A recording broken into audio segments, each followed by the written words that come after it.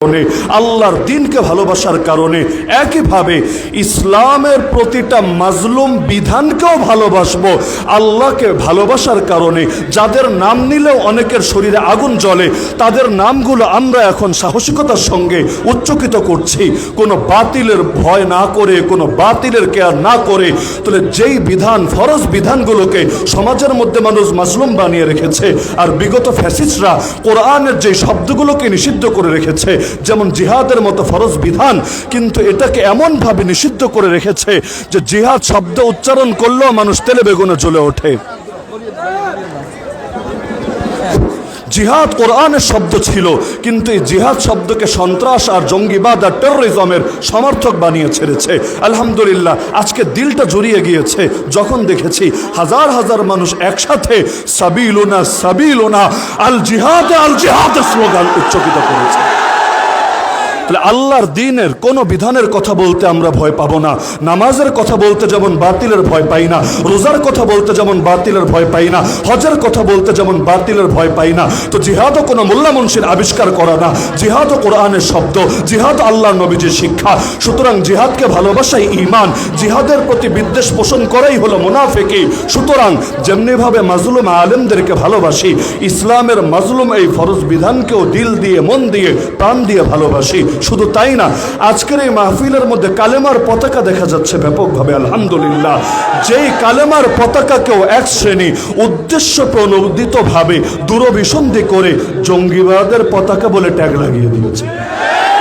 তাহলে দুনিয়ার সব পতাকার দাম থাকবে, দেশের পতাকা, দলের পতাকা, নেতার পতাকা, প্রেমের পতাকা, এলজিবিটিকিউ এর পতাকা, সব পতাকার দাম থাকবে, সেগুলো আসমানে পতপত করে উড়বে। মুসলমানের বাসের ছাদে পর্যন্ত দেখা যাবে ব্রাজিলের পতাকা, আর্জেন্টিনার পতাকা, কাফের মুশরিক দেশের পতাকা শোভা পাবে। কিন্তু কালেমার পতাকা দেখলেই এক শ্রেণীর মানুষ এর মধ্যে জঙ্গিবাদের গন্ধ খুঁজবে। আমরা এই জনসমাবেশ থেকে গোটা দুনিয়াকে বার্তা জানিয়ে দিতে চাই যে কালেমা আমাদের কাছে এত বেশি পবিত্র, যার চাইতে পবিত্র কিছু হতে পারে না। কালেমার চাইতে বেশি মহব্বত দ্বিতীয় কোনো কিছুর প্রতি রাখতে পারি না। তো তোমাদের কাছে যেমন দুনিয়ার বিভিন্ন পতাকার দাম আছে, আমাদের কাছে দুনিয়ার পতাকাগুলোর চাইতেও আল্লাহর দ্বীনের এবং এই কালেমার পতাকার দাম তার চাইতে বেশি আছে। সুতরাং ব্যাপকভাবে এখন থেকে মুসলমানদের হাতে হাতে, মুসলমানদের ঘরে ছাদে ছাদে কালেমার পতাকা উড়বে ইনশাআল্লাহ। সবাই মিলে যদি করে তাহলে আর কেউ ট্যাগ লাগাতে পারবে না। একজন দুজন যদি করে তাদেরকে পেরেশানি আর বন্ধ করবে না। আমার তৃতীয় বার্তা যে আমরা আল্লাহর ওয়াস্তে বাতিলদেরকে খুশি করার জন্য হকের কথাগুলো গোপন না করি। আমরা ইব্রাহিম আলাইহিস সালামের সন্তান, মিল্লাতে ইব্রাহিম, তার আদর্শ অনুসরণ করার আদেশ রব্বুল আলামিন কোরআন মাজিদে ৬টা আয়াত দিয়েছেন। আমরা নমরুদের আদর্শের অনুসারী না, আমরা মিল্লাতে নমরুদের উপর প্রতিষ্ঠিত না। তো ইব্রাহিম আলাইহিস সালামের আদর্শই যেহেতু আমাদের আদর্শ, তিনি যখন একা ছিলেন, তিনি যখন অসহায় ছিলেন, তার সঙ্গে যখন কেউ ছিল না, তখনও বাতিলের সামনে মাথা নত করেন নাই, তখনও হকের বার্তা গোপন করেন নাই। তো আজকে আমরা দুর্বল হতে পারি, যদিও সংখ্যায় বেশি, কিন্তু নাস্তিক বেঈমানরা সংখ্যায় কম হওয়া সত্ত্বেও আমাদের উপর তারা ছড়ি ঘোরায়। কিন্তু যতই দুর্বল হই না কেন, আমরাও হকের আওয়াজকে গোপন করব না, বাতিলে তোষামদি করব না, ঈমান এবং কুফরকে অস্পষ্ট করে দেব না। এমনকি আমাদের জাগরণ হবে আদর্শের ভিত্তিতে, আকীদার ভিত্তিতে, খালি আবেগের ভিত্তিতে না। আবেগ আজ আছে, কাল হয়তো থাকবে না, কিন্তু আকীদা নিয়ে যদি জাগরণ হয়, শাহাদাত ছাড়া কোনো জিনিস ময়দান থেকে সরাতে পারবে না। আমার চতুর্থ বার্তা, বাংলাদেশের মধ্যে কোনো সামরিক যুদ্ধ চলছে না, লেকিন এই বাংলাদেশের মধ্যেও একদিনের জন্য সাংস্কৃতিক লড়াই থামছে না। সামরিক যুদ্ধ মানে তীর তরবারি বর্ষার লড়াই, আর সাংস্কৃতিক যুদ্ধ মানে হলো এখানে তীর তরবারি বর্ষার কোনো কাজ নাই, কিন্তু বিজাতীয়রা চাইবে তাদের সংস্কৃতি, তাদের আদর্শ আমাদের উপর চাপিয়ে দিতে। অথচ এটা মুসলমানের দেশ, এই দেশের অধিকাংশ মানুষ ইসলামকে দিল দিয়ে, মন দিয়ে, প্রাণ দিয়ে ভালোবাসে।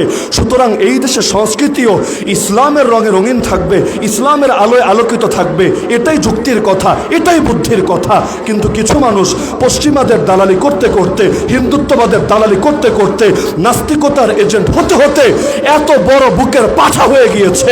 এখন এই 2024 সালে পর্যন্ত এসে বাংলার জমিনে দাঁড়িয়ে মিডিয়ার সামনে প্রকাশ্যে বলতে শুরু করে 2024-এ নারীদের পর্দার দরকার কি, 2024-এ ওয়াজ মাহফিলের বিরুদ্ধে নাটককে জোরদার করতে হবে। আরে 2024-এ কি আর 3024-এ কি? পর্দার সাথে বছর আর সালের সম্পর্ক কি?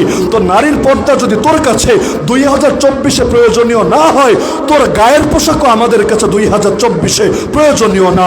তুই তোর গায়ের পোশাক খুলে ফেল, উপরেরটাও নিচেরটাও, এরপর শাহবাগ শরীফে গিয়ে দিগম্বর হয়ে দাঁড়িয়ে থাক।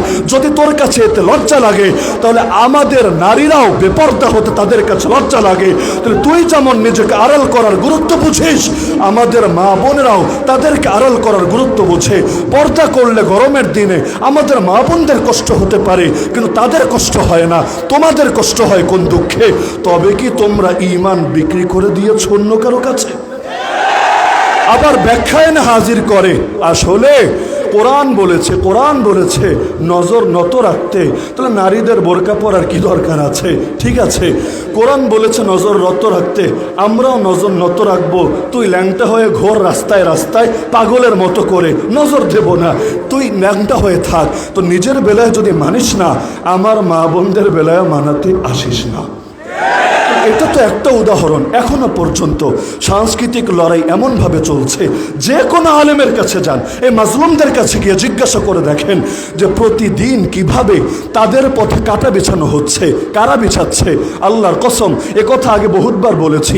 যদি কোনো কাফের এসে আমাকে মারে, যদি কোনো নাস্তিক আমাকে টুকরা টুকরা করে, মনের মধ্যে আলাদা সান্ত্বনা থাকে।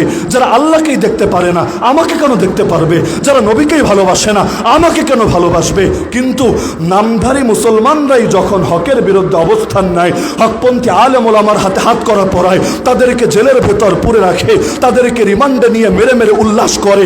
আরে শেখ জসিমউদ্দিন রহমানের মতো রত্ন, যেগুলো যুগে যুগে খুব কমই জন্মায় দুনিয়ার বুকে, এই মানুষগুলোকে পর্যন্ত টর্চার করে করে আস্ত কঙ্কালে পরিণত করে ছাড়ে। তো নামে তো মুসলমানই থাকে, কিন্তু এই মুসলমান নামধারী মানুষগুলো যখন এভাবে তেরে আসে, আল্লাহর কসম অন্তরে এত রক্তক্ষরণ হয়, এত কষ্ট লাগে, কাফের মুশরিক মারলেও যত কষ্ট লাগতো না।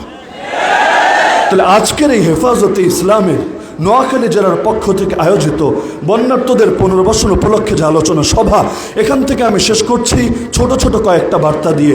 1 নম্বর কাজ হলো, আসেন না এই দেশে সাংস্কৃতিকভাবে ইসলামকে বিজয়ী করার জন্যে সকলে ঐক্যবদ্ধ হয়ে যায়, দল দলের জায়গায়, মত মতের জায়গায়, কিন্তু সাংস্কৃতিকভাবে নাস্তিক বেঈমানদেরকে অগ্রসর হতে দেওয়া যাবে না।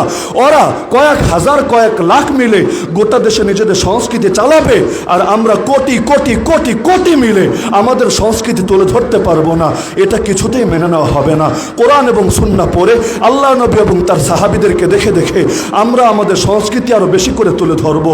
ওরা কয় জায়গায় সমকামিতার পতাকা উড়াবে, ওরা কয় জায়গায় রংধনুর পতাকা উড়াবে। আরে তোরা যদি 10 জায়গায় রংধনুর পতাকা উড়াস, আমরা লক্ষ কোটি জায়গায় কালেমার পতাকা উড়িয়ে তার জবাব দেব।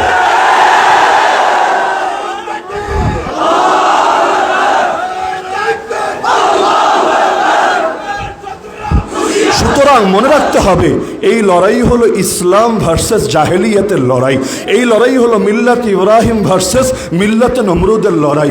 সুতরাং এখানে মাঝামাঝি থাকার কোনো অবকাশ নাই। আমি এ পক্ষেও না, আমি ও পক্ষেও না, আমি হলাম নিরপেক্ষ। আসলে তুমি নিরপেক্ষ না, আসলে তুমি অন্ধকারেরই পক্ষে, তবে বলার মতো সাহস রাখো না, কারণ জানো বললে পাবলিক এটা সহ্য করবে না। এজন্য যারা সারা জীবন কোরআনের বিরুদ্ধে আইন করে, কোরআনওয়ালাদেরকে জেলে ভরে রাখে, তারাও ব্যবসা করার জন্য কোরআনের আয়াত দিয়ে দলিল দেওয়া লাগে, লাকুম দীনুকুম ওয়ালিয়া দীন। অথবা শিয়াশিত্তা পড়েছি, কোন শিয়াশিত্তা? বুখারী মুসলিম বলতে বলতে মিশকাত, মিশকাত আবার শিয়াশিত্তা কবে হলো? তো এগুলোর নামে ধর্ম ব্যবসা। নির্বাচন আসলে নতুন করে যারা ধার্মিক সাজে, কথা কথায় যারা ইসলামের প্রসঙ্গ টানে, মদিনা সনদ দিয়ে দেশ চালাবো, মক্কা সনদ দিয়ে সব উল্টে ফেলবো, এরাই হলো ধর্ম ব্যবসায়ী। ধর্ম ব্যবসায়ী বলে আলেমদেরকে যারা গালি দেয়, ওরা হলো একে তো ধর্ম ব্যবসায়ী, দ্বিতীয়ত ফ্রড এবং প্রতারক। আসলে ধর্ম ব্যবসায়ী তারা যারা ধর্মকে ফলো করে না, ধর্মকে অনুসরণ করে না, তবে ধান্দাবাজির সময় ধর্মকে সাইনবোর্ড বানায়। যখন বলবে মাদকের বিরুদ্ধে ধর্মকে টানবে, কিন্তু যখন পতিতালয়ের লাইসেন্স দেবে, গানের আয়োজন করবে, তখন আর ধর্ম ওদের লাগবে না। তার মানে ধর্মকে ওরা মানে না, ধর্মকে ব্যবহার করতে চায়। তাহলে এই সাংস্কৃতিক লড়াই আমরা সকলে ঐক্যবদ্ধ হয়ে যাই, প্রত্যেকে নিজের জায়গা থেকে প্রতিটা বাতিলের বিরুদ্ধে আমরা জেগে উঠি। ছোট সাপের কামড়েও মরে, বড় সাপের কামড়েও মরে। কোনো বাতিলকে ছোট ভাবার সুযোগ নাই, কারণ ঘরে আগুন জ্বললে অল্প করেও যদি জ্বলে, এক সময় পুরো ঘরই হয়তো পুড়ে ছাই হবে। সুতরাং একটা ফিতনাকেও ছাড় দিবেন না। শুধু চিন্তা করবেন এভাবে, আল্লাহর নবীর একজন মাত্র সাহাবী আজ 2024-এ জীবিত থাকলে কি করত? তা আল্লাহ নবীর একজন সাহাবী জিন্দা থাকলে যা করত, আমরা নবীর ওয়ারিসরা তাই করবো ইনশাআল্লাহ। এতে কারো ভালো লাগলেও করব, কারো মন্দ লাগলেও করব, কারণ আল্লাহ খুশি না বেজার এটা দেখতে আমরা আদিষ্ট। তুই খুশি না বেজার এটা দেখতে আমরা আদিষ্ট না। নবী তয়েফে মাইর খেয়েও আল্লাহকে বলেছিলেন, আল্লাহুম্মা ইন লাম ইয়াকুন বিকা গাদাবুন আলাইয়া ফালা উবালি, হে আল্লাহ, আমার উপর যদি আপনার রাগ না থাকে, আমার কোনো কিছুতে কোনো পরোয়া নাই। তো হযরত উলামায়ে কেরাম আছেন, ধাপে ধাপে আলোচনা করবেন। আমি অতি মূল্যবান সময় আপনাদের নষ্ট করতে চাচ্ছি না। নাসরুম মিনাল্লাহি ওয়া ফাতহুন করিব ওয়া বাশশিরিল মুমিনিন। এবং দোয়াও চাচ্ছে সকলের কাছে, বিশেষভাবে বন্যার্তদের জন্য আর একজন আল্লাহর বান্দার জন্য, মাওলানা এনামুল হাসান ফারুকী, বাবুনগরী হজরতের খাদেম, এবং আজকে সুস্থ থাকলে এখানেই থাকার কথা ছিল, কিন্তু আল্লাহর বান্দা ক্যান্সারে আক্রান্ত হয়ে আছে, বড় কষ্ট করছে। তা আমি শুধু দোয়া করতে বলবো না, দোয়া তো করবেনই, পাশাপাশি সর্বোচ্চ নুসরতটা করবেন। আর নিজের জন্য দোয়া চাই, আল্লাহ যাতে শাহাদাত নসিব করেন। গত ঈদের পর থেকে এই মৌসুমে আপনাদের সাথে দেখা হয় নাই, আগামী রমজান পর্যন্ত দেখা হবে এমন সম্ভাবনাও নাই, কারণ প্রতিটা দিনই প্রোগ্রাম নেওয়া, আর একটাও নোয়াখালীর মধ্যে নেওয়ার সুযোগ হয় নাই, আগে অন্যান্য জায়গায় দেওয়া হয়ে গিয়েছে। এজন্য এবছর যদি দেখা নাও হয়, ইনশাআল্লাহ একদিন না একদিন হবে, বিজয়ের মিছিলে না হলেও জান্নাতুল ফেরদাউসে হবে। আল্লাহ তৌফিক দান করুন। আসসালামু আলাইকুম ওয়া রাহমাতুল্লাহি ওয়া বারাকাতুহু।